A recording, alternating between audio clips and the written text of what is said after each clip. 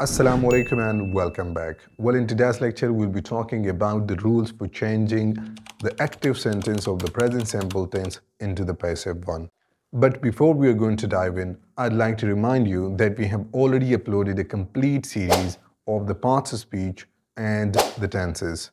So if you haven't watched those videos yet, what are you waiting for? Just go to our YouTube channel and start your English learning journey from today. So in today's lecture, we'll be talking about the rules for changing the active sentence of the present simple tense into the passive one. सबसे पहले हम general rules को देखते हैं कि general rules हमारे पास क्या होंगे। अगर कोई सेंटेंस एक्टिव में हमारे पास होगा तो पैसिव में चेंज करने के लिए यही रूल्स फॉलो होंगे। नंबर 1, हमारे पास जो उस एक्टिव जुमले का सब्जेक्ट होगा उसको हमने ऑब्जेक्ट की जगह पर लेके जाना है और जो ऑब्जेक्ट होगा उस सब्जेक्ट की जगह पर लेके आना है। सेकंड रूल हमारे पास ये होगा कि जो सब्जेक्ट होगा उसके बाद हमने सूटेबल हेल्पिंग वर्ब लगाना है। इन पैसिव में चेंज करते हुए जिसको हम सब्जेक्ट बनाते हैं उसी सब्जेक्ट के अकॉर्डिंग हम सूटेबल हेल्पिंग वर्ब लगाएंगे। आगे जाके एग्जांपल्स में आपको ये चीज़ भी क्लियर हो जाएगी। थर्ड रूल ये है कि अगर हमारे पास किसी भी टेंस का एक्टिव जुमला होगा लेकिन जब हमने उसको पैसिव में चेंज करना है, हमने पहले भी इसके बारे में बात की हुई है कि वो हमेशा के लिए हमारे पास क्या होगा, उसका थर्ड फॉर्म यूज़ होगा पैसिव में। तो फिर उसके बाद हमारे पास फोर्थ नंबर रूल में उसी वर्ब के बाद यानी कि third form of the verb के बाद या प्रपोजिशन बाय लगेगा या विद लगेगा या टू लगेगा, वो डिपेंड करता है वर्ब पर कि कौन सा वर्ब कौन सा प्रपोजिशन लेता है। अच्छा, प्रोनाउंस में क्या होंगे कि प्रोनाउन में हमारे पास सब्जेक्टिव प्रोनाउंस और ऑब्जेक्टिव प्रोनाउंस होते हैं। तो देखिए, अगर आपके पास सेंटेंस में आई हमारे पास होगा तो उसको जब हमने ऑब्जेक्ट बनाना होगा तो वो मी होगा। दे का हमने दिम बनाना होगा और दिम का दे। लाइकवाइज वी का अस बनेगा और अस से हम जब ऑब्जेक्ट बनाएंगे तो फिर उसको हम वी में चेंज करेंगे। इसी तरह से ही और हिम हमारे पास दोबारा से ही में चेंज होगा। शी हर में चेंज होगा और हर शी में चेंज होगा। प्रेजेंट सिंपल टेंस के हेल्पिंग वर्ब्स हमारे पास ये हैं कि अगर प्रेजेंट सिंपल टेंस का कोई भी पैसिव जुमला हमने बनाना होगा तो उसमें is, am, are as a helping verb इस्तेमाल होते हैं। नॉर्मल टेंसेज में यही हेल्पिंग वर्ब हमारे पास प्रेजेंट कंटिन्यूस टेंस में इस्तेमाल होते हैं।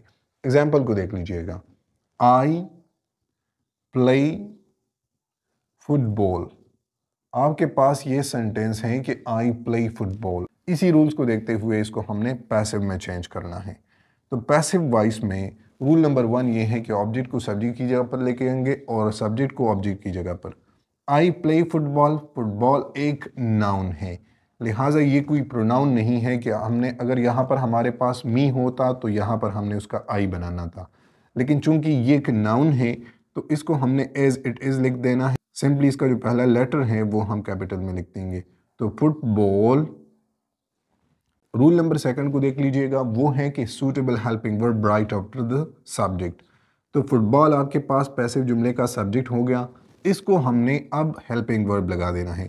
तो हेल्पिंग वर्ब हम प्रेजेंट सिंपल टेंस में पैसिव में इज, एम, आर लगाते हैं। सूटेबल हेल्पिंग वर्ब का मतलब ये है कि ये फुटबॉल सिंगुलर है तो सिंगुलर के बाद हमने इज लगाना है। अगर ये प्लूरल होता तो फिर हमने यहाँ पे आर लगाना होता। अगर ये आई होता तो फिर हमने यहाँ पर एम लगाना होता। अच्छा, फुटबॉल इज तो वर्ब का कौन सा फॉर्म लगेगा वो तो ऑलरेडी आपको पता होगा, प्लेड। अगर यहाँ तक ये सेंटेंस आपने लिख दिया तो भी ठीक है, लेकिन फॉर्मेलिटी के लिए अगर आप उसके साथ ऑब्जेक्ट का इजाफा करना चाहते हो तो बेहतर है। फुटबॉल इज प्लेड बाय मी। तो ये आपके पास सेंटेंस।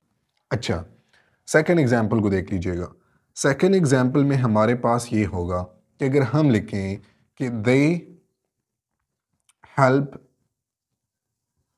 मी, हमने यहाँ पे एग्जाम्पल लिखा कि दे हेल्प मी। अब मी हमारे पास क्या है, ऑब्जेक्ट है, और रूल नंबर 1 हमारे पास ये है कि ऑब्जेक्ट को सब्जेक्ट की जगह पर लेके आएंगे। तो जब आपने इसका पैसिव बनाना होगा तो पैसिव में आप मी को सब्जेक्ट की जगह पर नहीं लिख सकते।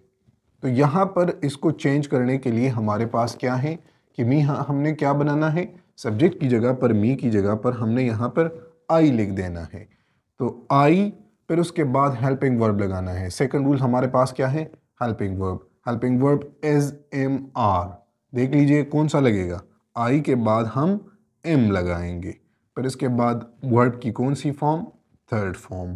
तो I am helped by preposition लग सकता है, और फिर उसके बाद हमारे पास क्या होगा, दे हमारे पास सब्जेक्टिव केस में है, दे का ऑब्जेक्टिव केस क्या बनेगा, देम बनेगा। यहाँ पर आप देख लीजिएगा, दे अगर सब्जेक्टिव में हमारे पास होगा प्रोनाउन तो इसका ऑब्जेक्टिव केस क्या है, देम, और देम का अगर हमारे पास होगा तो उसका सब्जेक्टिव केस पर हमने दे लगाना है। ठीक, होपफुली यहाँ तक ये टॉपिक आपको समझ में आ चुका होगा। If you still have any kind of confusion in this topic, feel free to ask me in the comment section.